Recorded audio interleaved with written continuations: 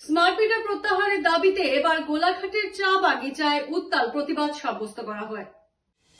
গোলাঘাট চা বাগানে স্মার্ট মিটারের প্রত্যাহারের দাবিতে উত্তাল প্রতিবাদ। অসম চা জনজাতি ছাত্র সংস্থা গোলাঘাট শাখার উদ্যোগে এই প্রতিবাদ। এদিকে অত্যাবশ্যকীয় সামগ্রীর মূল্যবৃদ্ধি, অন্যদিকে স্মার্ট মিটার জ্বালাচ্ছে রাজ্যে। চারদিকে গর্জে ওঠা জনগণ কিন্তু বিজেপি সরকারের বিরুদ্ধে স্লোগান তুলছে।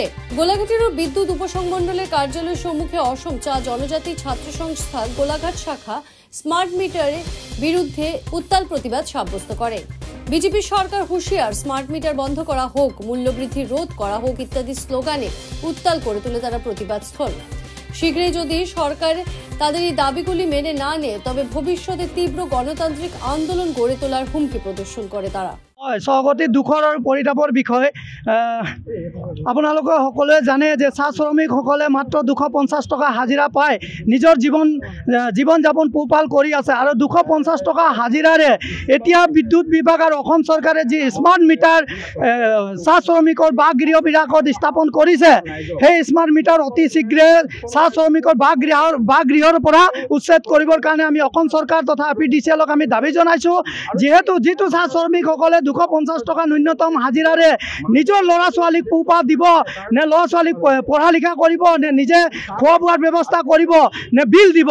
আজি আমি দেখিবলৈ পাইছোঁ যিটো চাহ শ্ৰমিকৰ ঘৰত মাহে 200 টকা বিল আহিছিল, সেই চাহ শ্ৰমিকৰ ঘৰত এতিয়া আমি দেখিবলৈ পাইছোঁ যেতিয়াৰ পৰা স্মাৰ্ট মিটাৰ স্থাপন কৰিছে তেতিয়াৰ পৰাই 1500-2000 টকালৈকে বিল আহিবলগীয়া হৈছে, যাৰ ফলস্বৰূপে আজি চাহ শ্ৰমিকসকলে জীয়াতু ভুগিবলগীয়া হৈছে। আৰু আগন্তুক দিনত কিন্তু চাহ শ্ৰমিকসকলে আত্মহত্যাৰ দৰে বাদ ল'বৰ কাৰণে বাধ্য হ'ব। গতিকে আমি অসম চৰকাৰ তথা বিদ্যুৎ বিভাগক আমি দাবী জনাইছোঁ যে যিসকল জনসাধাৰণৰ ঘৰত আৰু চাহ শ্ৰমিকৰ ঘৰত যি বিদ্যুৎ স্মাৰ্ট মিটাৰ স্থাপন কৰিছে, সেই বিদ্যুৎ স্মাৰ্ট মিটাৰ এক সপ্তাহৰ ভিতৰত যদি উচ্ছেদ কৰি চাহ শ্ৰমিকৰ ঘৰৰ পৰা যদি স্মাৰ্ট মিটাৰ তেখেতসকলে বন্ধ কৰি নিদিয়ে তেতিয়াহ'লে কিন্তু আমি আগন্তুক দিনত জংগী আন্দোলন কৰিবৰ কাৰণে আমি বাধ্য হ'ম।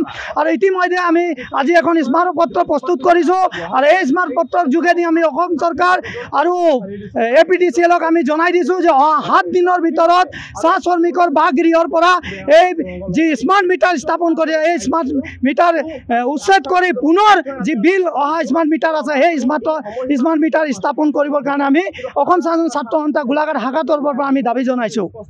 আজি আমি আচ্ছা গোলাঘাট শাখাই গোলাঘাটৰ যি APDCLৰ যি কাৰ্যালয় আছে, কাৰ্যালয়ৰ সমীপতে আমি স্মাৰ্ট মিটাৰৰ বিৰুদ্ধে আচলতে আমি স্মাৰ্ট মিটাৰ প্ৰত্যাহাৰৰ দাবীত আমি প্ৰতিবাদী কাৰ্যসূচী ৰূপায়ণ কৰিছোঁ। আৰু এই প্ৰতিবাদ কাৰ্যসূচীৰ পৰা আমি এখন স্মাৰক পত্ৰ প্ৰস্তুত কৰিছোঁ অসমৰ মুখ্যমন্ত্ৰী মহোদয়লৈ যে চাহ বাগিচা অঞ্চলত থকা চাহ জনবসতি অঞ্চলত থকা যিবোৰ স্মাৰ্ট মিটাৰ আপোনালোকে ব্যৱস্থা কৰিছে, সেই স্মাৰ্ট মিটাৰবোৰ অহা 7 দিনৰ সময় আমি মানে নিছোঁ। 7 দিনৰ ভিতৰত যদি আপোনালোকে তাৰ পৰা উঠাই নানে আৰু পুৰণা যদি মিটাৰটো ব্যৱহাৰ নকৰে কিন্তু চাহ শ্ৰমিক ৰাইজে 7 দিনৰ পিছত 8 নম্বৰ দিনাখনে কিন্তু স্মাৰ্ট মিটাৰ খুলি আনি যে গোলাঘাটৰ APDCLৰ কাৰ্যালয় বা বিদ্যুৎ সংগমণ্ডল যিবোৰ কাৰ্যালয় আছে সেই কাৰ্যালয়ত আৰু জিলা আয়ুক্তৰ কাৰ্যালয় কিন্তু দলিয়াই পেলাব, সেইটো স্পষ্ট কথা। আৰু এই স্মাৰ্ট মিটাৰৰ ব্যৱস্থাৰ জৰিয়তে যি টেক্স কালেকশ্যন কৰা যিটো স্মাৰ্ট ব্যৱস্থা কৰিছে, এই ব্যৱস্থাটো আমি তীব্ৰ ভাষাৰে গৰিহণা জনাইছোঁ। আৰু চাওক, যিসমূহ চাহ শ্ৰমিকে দৈনিক 250 টকা হাজিৰা কৰে আৰু এখন ঘৰত 6জন-7জনকৈ পৰিয়াল আছে, স্কুল পঢ়াব লাগে, ঘৰ চলাব লাগে, তেনেকুৱা এটা পৰিয়ালৰ পৰা আচলতে মাহে 1500 পৰা 2000 টকা 2500 টকালৈ বিল অহা এই কোনো কাৰণত আচলতে তেখেতলোকে বহন কৰিব নোৱাৰে।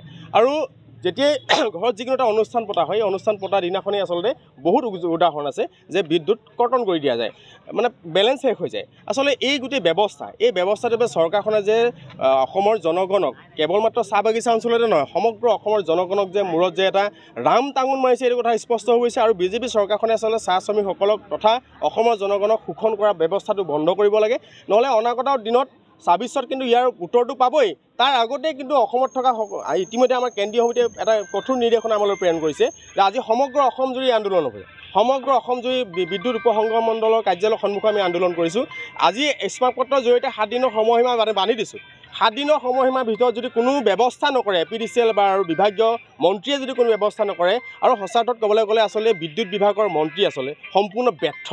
মুখ্যমন্ত্ৰীটো ব্যৰ্থ, বিদ্যুৎ বিভাগৰ মন্ত্ৰী কিন্তু আমি সম্পূৰ্ণ ব্যৰ্থ আৰু আমি তেখেতক আচলতে পদত্যাগ কৰিবলৈ আমি আহ্বান জনাইছোঁ তেখেতে আচলতে নিজেই আচলতে নৈতিক দায়িত্ব স্বীকাৰ কৰি পদত্যাগ কৰিব লাগে অসমত যেনেধৰণে আচলতে অবাধ সাংঘাতিক ধৰণে আচলতে যেনেধৰণে আচলতে বিদ্যুতৰ বিল বাঢ়িছে আচলতে 300 টকা অহা বিল যদি 2500 টকা হ'ব পাৰে 3 দিনৰ ভিতৰত যদি 2500 টকা হ'বলৈ এই ব্যৱস্থাটো ক'ৰ পৰা আহিলে মানে এই ব্যৱস্থাটো ডেফিনেটলি আচলতে চৰকাৰখনে যে সাধাৰণ মানুহৰ মূৰত যে আচলতে নিমখ থৈ বগৰী খোৱাৰ ব্যৱস্থা কৰিছে এইটো চবেই বুজি পাইছে আৰু আমি এই 7 দিনৰ সময়ৰ পিছত আমি পুনৰবাৰ আমি আন্দোলন কৰিম আজি আচ্ছাৰ কৰ্মকৰ্তাসকলে আন্দোলন কৰিছে আৰু অনাগত দিনত দেখিব যে হাজাৰ হাজাৰ লাখ লাখ চাহ শ্ৰমিক ৰাজপথলৈ ওলাই আহি স্মাৰ্ট মিটাৰ দলিয়াই দিবলৈ বাধ্য হ'ব যে কোনো খবৰেৰ জন্য যোগাযোগ কৰুন 7099017330 এবং 7099017110 নম্বৰে।